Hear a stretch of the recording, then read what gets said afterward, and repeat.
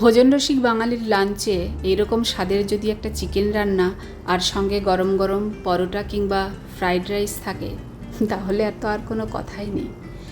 তো চলুন দেখে নেওয়া যাক আজকের রেসিপিটা। আজ বানাবো চিকেন মহারানি। এখানে নিয়ে নিয়েছি 600 গ্রাম মতো চিকেন, তার মধ্যে দিয়ে দিয়েছি হাফ কাপ মতো টক দই, স্বাদ মতো লবণ, 1 চামচ কাশ্মীরি লঙ্কার গুঁড়ো, 1 চামচ আদা রসুন পেস্ট, সামান্য কাসুরি মেথি আর হাফ চামচ মতো চিলি ফ্লেক্স।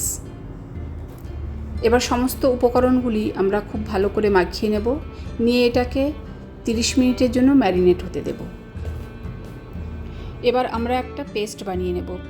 তার জন্য একটা গ্রাইন্ডারের পটের মধ্যে দিয়ে দিচ্ছি একটা মিডিয়াম সাইজের পেঁয়াজ কুচি, 4-5টা কাঁচা লঙ্কা, 7 থেকে 8 কোয়া রসুন আর হাফ ইঞ্চি মতো আদা।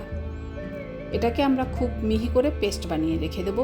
আর একটা পেস্ট বানাবো 8 থেকে 10টা আলমন্ড, 10 থেকে 12টা কাজু আর হাফ কাপ দুধ দিয়ে এই পেস্টটা বানিয়েও আমরা আলাদা করে রেখে দেবো। এবার একটা কড়াইতে কিছুটা রিফাইন অয়েল আর 1 চামচ ঘি দিয়ে দিচ্ছি। এর মধ্যে দিয়ে দিচ্ছি 2টো শুকনো লঙ্কা, কয়েকটা গোলমরিচ, একটু দারচিনি আর 2টো পেঁয়াজ কুচি দিয়ে পেঁয়াজটাকে আমরা একটু ব্রাউন কালার করে ভেজে নেব।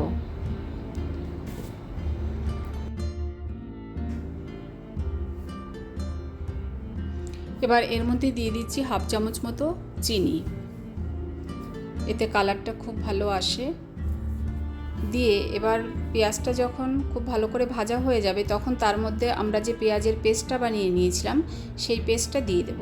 দিয়ে এটাকে খুব ভালো করে কষিয়ে নেব যতক্ষণ না পেঁয়াজ থেকে তেল ছাড়ে। এবার তার মধ্যে ম্যারিনেট করা চিকেনটা সব দিয়ে দিচ্ছি, দিয়ে ভালো করে নাড়িয়ে নিতে হবে এটাকে, সমস্ত জায়গায় যেন মশলাটা লেগে যায়।